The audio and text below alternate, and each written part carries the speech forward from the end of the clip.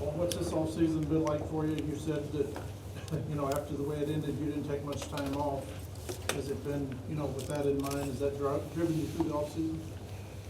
Yeah, I mean, I'm always driven. You know what you got to do, and you try to do it to the best ability possible. But, I was planning to not take much time off the last few years. Has just kind of been the plan, and it hasn't really been too different, just trying to prepare for next year, try to find ways to get better, prepare for spring training, and be ready for the long season ahead. Well, some of these rule changes coming to baseball seem kind of minor, but they could make major differences in games. You are a guy who pays attention to small details. Is it going to be the competitive advantage for teams that can get, most well-adjusted in spring to the way the games can be played now? I would say yes. I don't even know what the new rules are, to be honest. I guess they'll tell us in spring training. Pitch clock, shifts. I don't know what else is going, but, we'll figure it out. I think there's definitely going to be a learning curve if, I think about especially the pitch clock is probably the biggest change, unless there's something I don't know about. The bases being bigger. Bases, yeah. So, I think, there'll be a premium of having to learn how to deal with whatever new rules there are. And, there'll be that learning curve. Hopefully we can learn as much as we can in spring training, but, I wouldn't be surprised if some of it rolls into the regular season for all the teams. I think back to replay and, how that was, we tried it in spring training, but, not until maybe halfway through that first year was everyone really comfortable with how it's working. And Major League Baseball did a good job adapting and changing those rules. So I think they've said that as well, that, if any of this stuff, has unintended consequences, they'll look through that, and we'll just we'll try to adapt and be ready to play. While your relationship with Turner Ward dates back significantly all the way back to Arizona, what was your reaction when you found out he was going to be taking over as the main coach, and what do you think he's going to bring to the staff? Well, number one, I was sad that Jeff was leaving. Him and I had a really close relationship too. He helped me so much. We would talk all the time and text and watch videos. So, it seems like he's happy in his new role, and so that's, I'm excited for him with that. But yeah, once that happened, I was very happy Turner was staying on and going to be the head hitting coach. He's so great. He works with so many guys. He's a great communicator. He understands there's different ways to communicate and does a great job with that. And then just, the continuity from last year, I think we did a pretty good job as an offense. We had a good combination of more veteran guys, some of which have retired, and younger players that were their first time. And I think overall most guys, had some good years. And, to be able to keep that going and build on what we did would be really nice as an offense. How do you get better? There's a million different ways. I'm trying to find whatever it is. So, I don't think there's like some wholesale, let me change everything, but just looking to get a little bit better, around the edges, maybe get, 1% better here, 1% better there. Learn from last year and previous years, example, you talk to the hitting coach and, hey, this is what we did well. This is, when I struggled, what could we have maybe done different now that we're taking a step away? Talk to our trainers and strength coaches, talk to the infield coaches, base running, and just, try to get better, try to, learn from players on our team or other players, and just continue to find, probably small ways to improve, and hopefully I can do that. Well, you're a humble guy, not motivated by awards, but did the magnitude of winning the MVP and what that meant, did that kind of hit you in the offseason? Probably not, to be honest. I hate to say that. It was awesome. It was amazing. I'm so thankful for it. But it's not like it changed me, and it's not like if I wouldn't have won, my life would have, been a disappointment or last year either. So it was great. Like I said, I'm so thankful, and it was a great year. But I've had other great years, and so I think that, I'm always looking forward. I'm always looking for ways that I can improve and get better. And, we all start, 0 for 0. Every team 0-0. So, we get pretty good at letting go of what happened in years past. And like I said, it was great and got to celebrate it with family and friends. But my focus, even before that and definitely after, has been preparing to, play in this 2023 season. You had a big decision to make this offseason. He said there were some not so subtle threats that if he dared leave.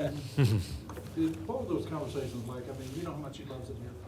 Yeah, those threats didn't come from me. I've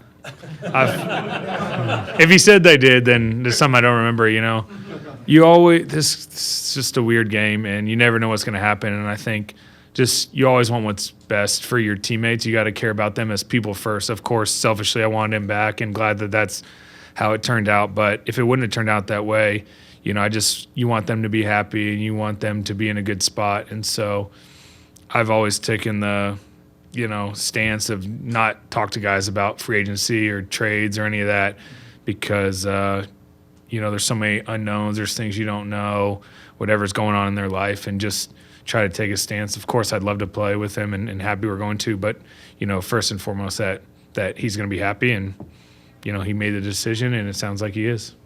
How much? Gotcha. Yeah. Well, now I'll ask a different question than I was going to ask. You and Nolan come from different organizations and meet here and play. I mean, get to know each other even better than you did. I know you guys you knew, but he called you his best friend today, so you're constantly. How much have you learned playing with him?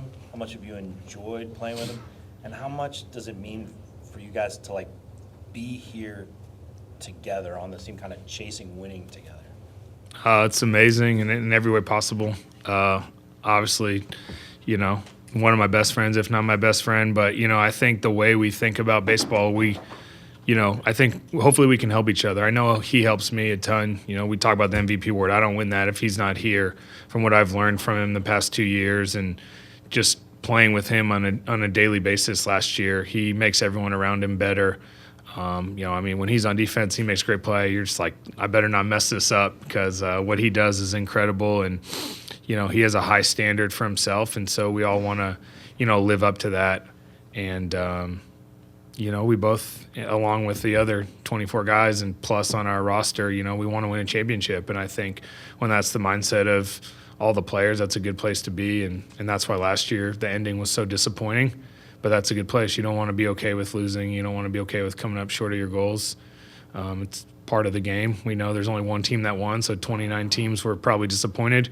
And, you know, I think the goal, like I said, is to just learn from that and move forward and try to find a way to get better individually and as a team and, you know, try to bring a championship back here. You spent time last year with teammates who were really close friends for most of their career and teammates for part of this whole era.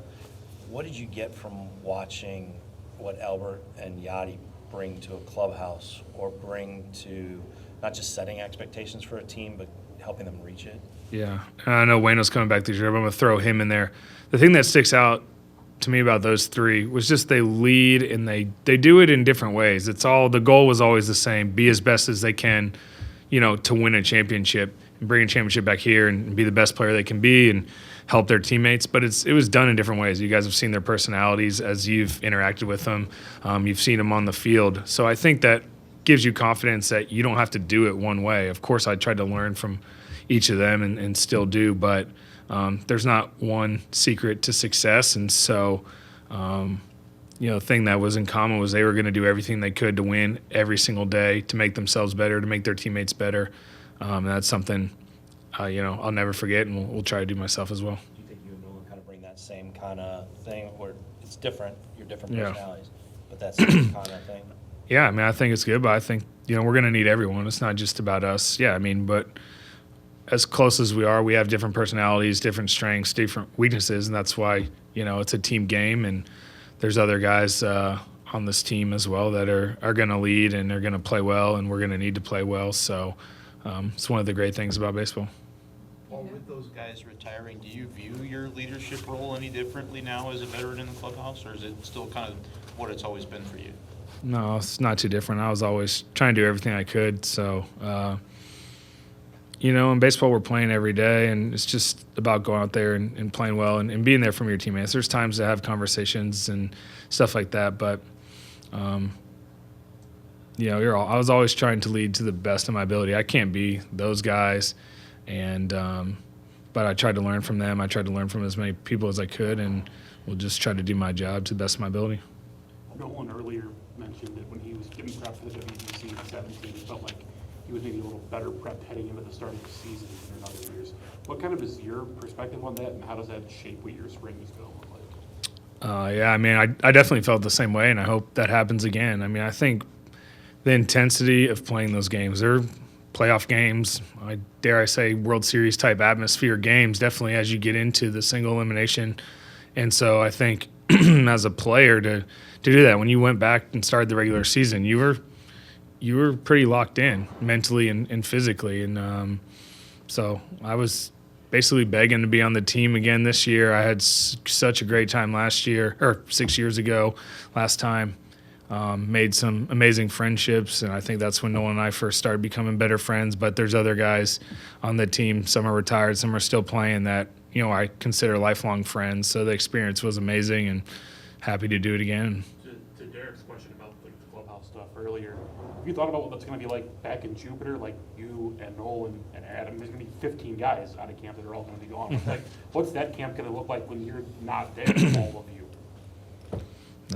It'll be fine. Guys know what to do. We have a lot of, you want your guys playing. I mean, if everyone's playing competitive games and, the coaching staff will run spring training and they'll do it. And, we'll be there. There's at least 3 weeks until we have to leave, and then we'll come back. There's at least another week, and, players will be coming back at different times. But, I mean, overall, I think it'll be a great thing. Guys will get more opportunities when we're gone to play and to do some other things. And all of us playing will get some opportunities to play in some, very meaningful games, and we'll all come back together and be ready. The NL MVP had to beg to be on Team USA? Well, I was begging before that. Oh, So, I think the first time I mentioned it was at the All-Star game. I saw somebody from the organization and was like, hey, if I can play, I'd love to play. So that's how great of an experience it was for me last time. And, probably thought it was a once-in-a-lifetime opportunity, but when I was playing well last year, figured I'd try to ask and make a push.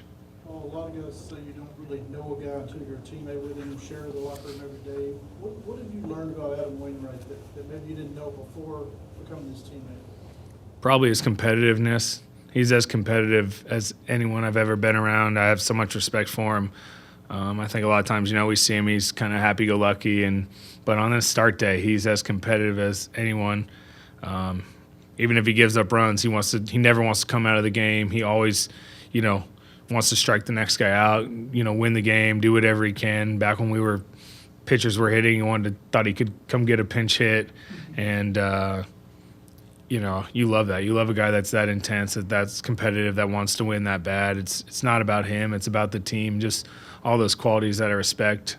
You don't know that when you just face a guy and you're just trying to get a hit off of him. And, I noticed it very quickly and have a lot of appreciation and respect for that. Given that it's his last year, do you think that'll be ramped up even more? I don't know if he can. That'd be a good question for him. If he can raise his game even more, that'd be incredible. I think just at the level that he's always done is, he gives it his all every day, and I don't think we can ask anything more from him. Paul, kind of a two-parter, but both Nolan and Ollie Marmol talked about how pitching is going to be so crucial to your guys' success. First off, what are your thoughts on the pitching rotation, the competition associated with that? And then Nolan went so far to say that he thinks Lars is going to have a pretty good year this year with what he's doing in the offseason. Is there somebody in particular in the locker room that you think may have a breakout season?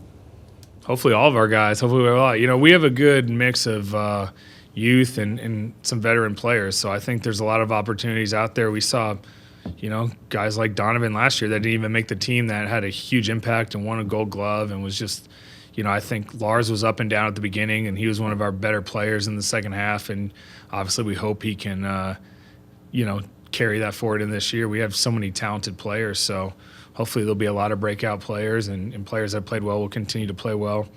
And, I think you look at every team, pitching's the key to winning. I hate to say it, but if if you want to win the World Series, if you want to win your division, you got to have good pitching, and I think we got the potential with the players we have to do that. Hopefully they'll stay healthy and perform, and we can, as a group, all do our job and, try to find a way to get in the playoffs and then win the whole thing.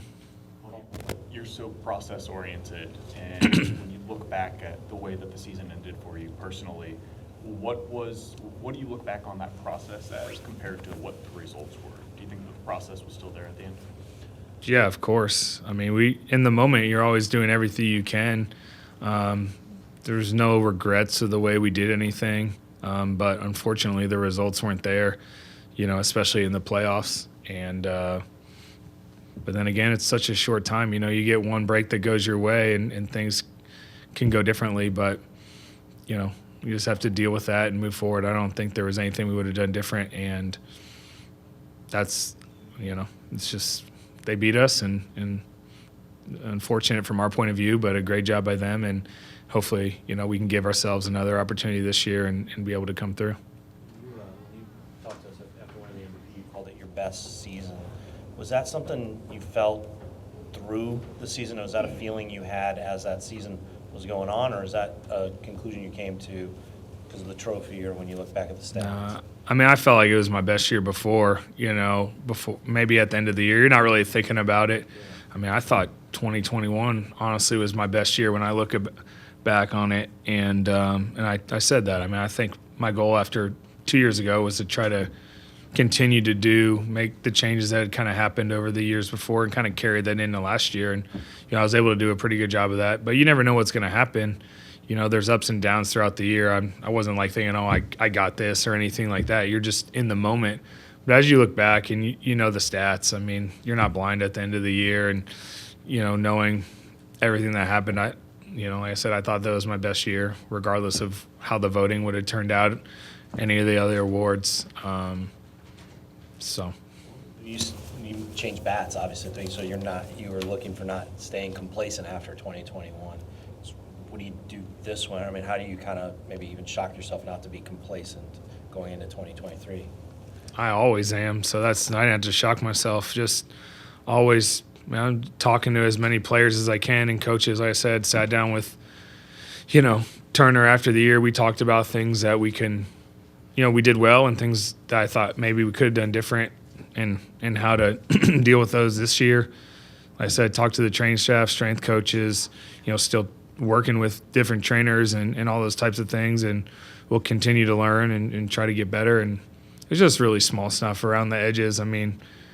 Hopefully it translates, but I don't know if there's one huge thing that, you can really do. And that's kind of been my mindset my whole career. Just try to get a little bit better each day, work out, be smart about it, get stronger, faster, work on your swing, try to make improvements. And if you do that, over the course of the season, you got a chance to have a good year. Well, you guys obviously don't have Pools back, but you added Wilson and Curtis. What would it mean having him in that, probably the 5-hole behind you and Nolan to, offer protection, to be another big bat in the lineup? Yeah, whatever he does, it's going to be great for us. We've been playing against him for a long time. He's a great player, a great catcher, and that was a great sign by us. And sounded like he's pretty excited to be here. I haven't really talked to him, but from what I've heard, so that's a great place to be. And we're all hungry to win and to play well, and hopefully we can do that. Well, when you're evaluating your own performance after the season has come to an end, are there numbers that you're looking at? What are the things that you do to evaluate yourself? You can take a look at the numbers, but I think just a feeling of how the year goes and understanding, this was a goal and I did that well, or I struggled with this. So it's not like I have some scientific formula. I just thought that was my best year. I had a couple good years in Arizona as well that I could kind of put up there, but I just felt like the way, especially these last 2 years for me, felt like those were the best years I've had. Regarding the World Baseball Classic, Team Japan has some big league players like Darvish, Shohei Ohtani, and Seiya Suzuki. They're all into the title this time. What do you think of competing against Team Japan? Yeah, they have a great team. They've played really well every time we've had it. A lot of talented players, some of whom that are over here in Major League Baseball and some that are still back in Japan. So all the teams are so talented. Japan always has a great team. It's a great challenge for anyone that goes up against them. And, it'll be great for the world to see all the great players playing. How about the Shohei Ohtani? Yeah, he's great. It's fun. It's been awesome having him over here in Major League Baseball with the Angels and what he brings to the game, the excitement, being able to do both. And, it's just a great time for baseball in general. And it's a great tournament. I hope it keeps growing. I hope maybe we can do it a little bit more often than every 6 years. And I hope there's even more, eyes watching it. And it's only been going on for a little bit, not like, Olympics or World Cup that have been going on for hundreds of years. But I hope every time it happens, it keeps growing and the fans know how great of a product it is. You might meet up with your teammate Lars at some point in the tournament. What do you think? I mean, I haven't talked to him too much in the offseason, to be honest, but obviously he's a great player, and, you know, it'll be great to see him out there playing. Paul, has this offseason been any different from you from a fan's perspective? Noticing you saying hi to you in the streets, anything like that? No, not at all. So, you know, a couple people when you're around town, hey, congratulations, but, you know, it's no different than, hey, great season. It's just been a little bit different, and, I mean, the fans and the people here in St. Louis and around the surrounding areas and really around the country and world are great. So we appreciate their support. We love it. They come out, you know, there's so many people here just this weekend, and they come out to the games, and, you know, the fans have high expectations, and those are right in line with ours. We expect to you know, win the World Series. That's the goal, and they expect that out of us, and it's a great place to be. Did you see a different side of St. Louis this offseason by living here with the family? No, I mean, I've always kind of stuck around a little bit. So, I mean, like I said, I love it here. It's a great place to be, great place for my family. The people that, you know, live here, it's awesome. So I don't have a single bad thing to say. And, you know, I felt that way for a few years now.